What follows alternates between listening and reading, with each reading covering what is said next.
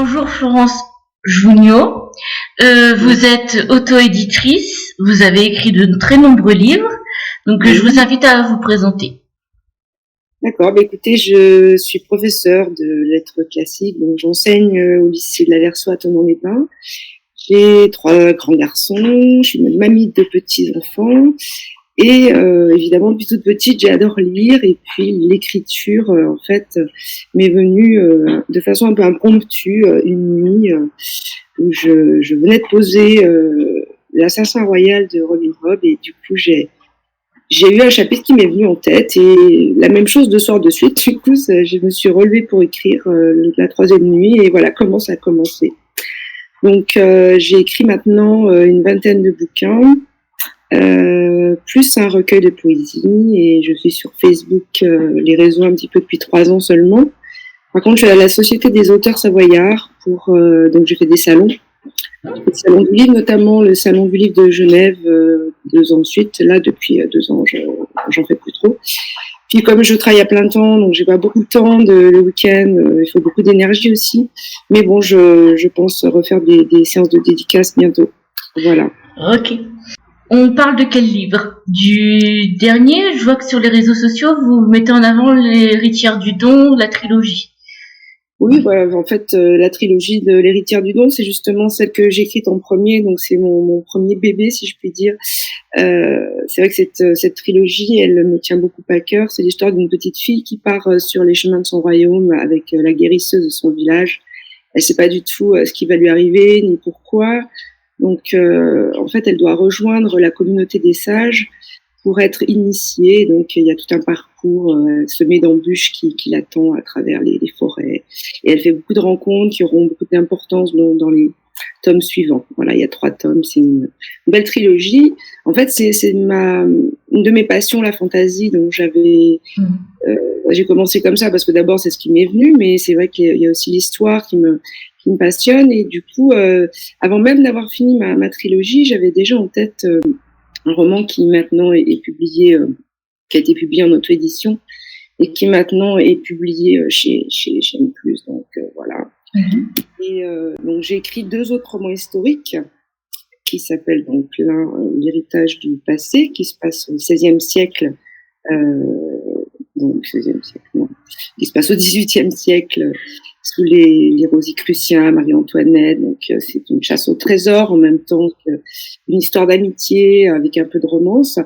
Et puis récemment, donc j'ai republié aussi aux éditions M+, L'énigme de la Tourmagne, qui est une suite de La Stèle Sacrée, donc qui a été auto-édité d'abord et qui raconte cette fois-ci les aventures en quelque sorte de Sophia, donc la fille d'Antoine, qui est le héros de La Stèle Sacrée et qui donc a à cœur de poursuivre l'œuvre de son père puisqu'elle vient de découvrir un manuscrit qui a à peine commencé. Donc elles vont en faire un roman, mais un roman qui va être inspiré par justement une sorte de connexion un peu surnaturelle avec des objets du passé qu'Antoine a ramenés donc de la Gaule narbonnaise. Voilà, et puis j'ai aussi écrit des thrillers, donc une série de 4 avec Mortelle Symphonie, donc avec une héroïne qui s'appelle Léa. Donc voilà, et puis ensuite Poupée blonde, et puis Voulez-vous jouer, Grande panique sur Genève, et mon dernier en fait, si vous voulez parler de mes derniers livres, en fait c'est Le Turbolis. Voilà. C'est vraiment mon dernier avec un autre roman à 4 mains que j'ai pas encore, on vient de publier donc sur Amazon qui s'appelle La Capuche. C'est une sorte de romance un petit peu avec du mystère, voilà, avec un ami. J'ai une question parce que vous avez beaucoup de romans. Oui. Comment comment trouvez-vous l'inspiration? Bien, avec quel temps? Parce que franchement, vous êtes professeur de lettres, si j'entends bien, mais comment faites-vous pour gérer tout ça? Parce qu'en plus, vous écrivez des livres qui sont conséquents, en fait. Et comment faites-vous, en fait? J'écris la nuit, je suis un oiseau de nuit, moi. Donc, en fait, j'écris le week-end, j'écris chaque fois que j'ai un moment de libre. Donc, en fait, je pars d'une idée qui peut me venir, je sais pas, même en regardant une série ou en regardant les gens, une anecdote. Donc, je pars d'une idée centrale qui va m'inspirer. En fait, par exemple, pour le tueur au lit, c'est parti d'une idée d'un tueur qui voulait défendre l'écologie. Donc j'avais que ça comme support et évidemment je me suis renseignée sur l'écologie. Donc c'est toujours beaucoup de recherches évidemment, même pour de la fantaisie d'ailleurs. Hein. J'ai fait beaucoup de recherches sur les herbes pour la guérisseuse, etc. Donc comment je fais? Je me débrouille dès que j'ai un petit moment. C'est une passion, donc du coup voilà ça. Puis ça me repose. Enfin ça me permet de déconnecter un petit peu de la réalité, de m'évader. Donc ça me fait beaucoup de bien. Et puis voilà, je pense que je me suis mise sur Facebook aussi. C'était un petit peu après le décès de maman. Enfin, je crois que j'écrivais déjà, mais j'avais besoin de quelque chose qui m'occupe aussi, et puis qui puisse me permettre aussi de promouvoir mes romans. Donc voilà, donc les échanges avec les auteurs, les lecteurs, c'est vraiment passionnant. Avec mes élèves aussi, je parle de l'écriture, puisque comme j'écris, je leur dis un petit peu comment ça se passe. Et en fait, moi, je suis plutôt comme Stendhal, pas comme Flaubert, qui répétait ses pages, la page qu'il avait écrite, qu'il a répété dans son gueuloir, il appelait ça, et pour vérifier l'équilibre des phrases, la ponctuation. Moi, je suis très sensible au rythme des phrases également, peut-être parce que je fais de la musique aussi, je suis chanteuse dans une chorale et je fais du chant lyrique également. Je suis aussi pianiste à mes heures. Et puis, donc du coup, c'est vrai que l'écriture, c'est important, cet équilibre, ce rythme. Et quand j'écris, j'aime bien être dans une dynamique et écrire au fur et à mesure. Et du coup, quand je ferme l'ordinateur, le lendemain, je relis juste les phrases qui précèdent. Donc en fait, ce qui est difficile dans l'écriture, c'est de ne pas perdre le fil. Donc je me crée des fichiers de plus en plus détaillés sur les personnages, sur l'intrigue elle-même. D'ailleurs, je fais des résumés chapitre par chapitre, comme ça, si j'ai un trou de mémoire, je sais dans quel chapitre je vais retrouver ce que j'ai dit. Enfin, voilà. Donc, et c'est vrai qu'au début, je faisais pas forcément ça systématiquement. Je me suis rendu compte que c'était vraiment important. Voilà, parce que par exemple, quand je suis très très fatiguée, que j'ai corrigé beaucoup de copies, c'est sûr que l'écriture vient plus difficilement. Donc, il arrive que exceptionnellement, j'écrive pas tous les jours, mais vraiment, je m'oblige en quelque sorte, mais parce que c'est aussi un plaisir d'écrire comme ça au fil des jours, parce que sinon, voilà, j'arrive pas à être bien dans la mouvance du dynamisme de l'écriture. Oui, un peu comme un sport en fait, je comprends. C'est ça. C'est un sport, mais c'est un sport des mots, et j'adore les mots. D'ailleurs, c'est pour ça que j'ai écrit un recueil de poésie aussi. J'ai un petit recueil de poésie qui s'appelle Variations amoureuses. Donc voilà. Ouais, mais par contre là, l'image est un peu floue. Peut-être qu'on le reverra plus tard. Mais là, l'image est un peu floue, donc on verra. Pardon, je vous ai un peu coupé le fil en fait. Excusez-moi.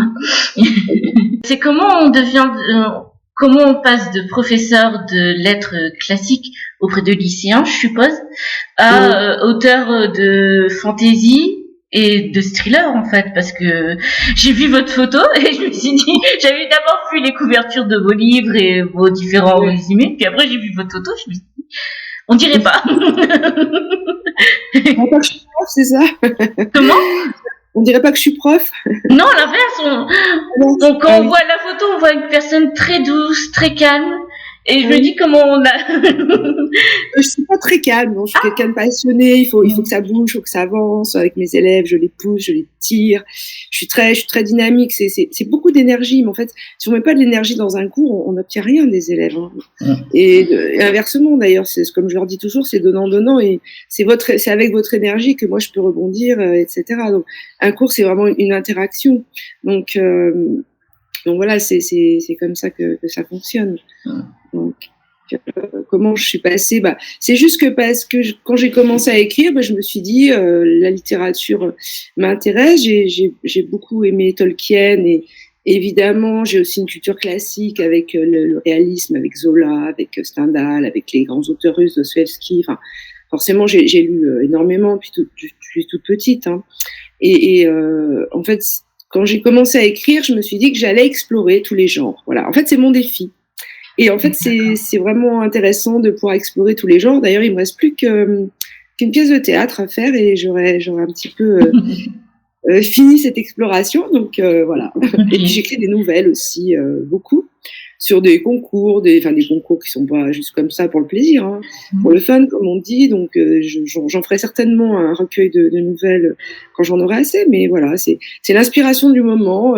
Et puis j'aime bien aussi c'est assez intéressant d'écrire sur un thème imposé. Parce que ça oblige à une certaine rigueur. Et bon, dans mon métier, évidemment, il faut de la rigueur. Mais en même temps, quand j'écris, c'est ça qui est extraordinaire, c'est que quand j'ai commencé à écrire, par exemple, L'héritière du don, le premier, j'avais aucun schéma narratif de près. Je suis partie comme ça dans l'écriture. J'ai écrit 80 pages manuscrites au bas mot. Et c'est seulement après que je me suis dit que j'allais peut-être en faire quelque chose, un produit fini, en fait. Et d'ailleurs, j'ai commencé à publier chez Publibook. Je pense qu'ils acceptaient mon manuscrit numérique, donc ça m'allait très bien. Mais c'est vrai que l'écriture, c'est quelque chose qui vous emporte. Hein, donc voilà. On le voit dans les différents livres que vous avez écrits, en fait. Je pense que vous êtes l'auteur qui a écrit le plus de livres pour le moment dans Créa Lecture. Et effectivement, on le voit, et puis autant dans le nombre de romans que vous avez publiés, et autant dans le nombre de pages que contient les différents livres. Oui. C'est assez impressionnant. La trilogie, je crois qu'elle fait 1800 pages, je crois. Je sais plus laquelle. Et puis il y en a deux, oui, enfin, elles font entre 1003 et je sais pas, 1005, mais oui, peut-être plus, oui, effectivement. Et j'ai trouvé ça très impressionnant, en fait. C'était là d'où ma question. Ouais, non, mais la fantaisie, c'est vraiment le libre cours à l'imaginaire. Et donc là, il n'y a pas de limite. Et on peut écrire des pages et des pages, parce qu'il y a plein de choses à raconter. Il y a des tas d'aventures qui arrivent. Il y a toujours des opposants, des adjuvants. Donc c'est vraiment un schéma de quête initiatique avec un héros à qui il arrive des tas d'aventures. Donc vraiment, c'est ça qui est génial. D'ailleurs, je suis en train d'écrire le tome 4. J'ai commencé le tome 4 de l'hérite, non pas de 7 pierres de vie. Parce que j'écris un univers qui est tellement riche que je me dis c'est un peu dommage de s'arrêter là, et d'ailleurs j'ai des lecteurs qui m'ont demandé la suite, donc voilà. Ça, de pierre deux coups, vous faites votre passion et vous satisfaisez, vous parvenez à satisfaire vos lecteurs, c'est génial. Pour les livres que vous avez publiés, quel est votre plus grand souhait pour eux? Votre plus grand souhait, quel est votre plus grand... Qu'il soit lu par beaucoup de gens. Ça veut dire, c'est sûr que c'est chouette d'avoir des retours de lecture, en fait, sur Amazon, sur les groupes. Maintenant, je suis sur une centaine de groupes, je crois. Donc, j'ai même pas le temps d'aller sur tous, bien évidemment, mais voilà. Donc, non, le plus grand plaisir pour un auteur, c'est un retour de lecture. Un retour de lecteur qui me dit qu'il a adoré, que voilà. Donc c'est sûr que si j'étais plus connue, ce serait encore mieux, mais je veux dire, si j'écris, au départ, c'est pas du tout pour être connue, et c'est même pas au départ pour vendre des livres, c'est vraiment pour mon plaisir d'abord.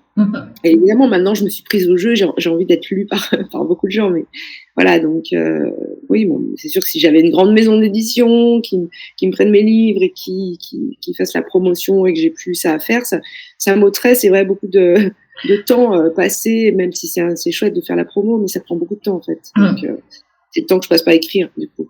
Oui, et puis surtout que, si je comprends bien, vous gérez le stock vous-même, le nombre de livres qu'il faut envoyer aux différentes personnes, par-ci, par-là, etc., etc. Oui. Bon, mon mari m'aide aussi pour la logistique. C'est lui qui met en ligne mes romans, mes fichiers.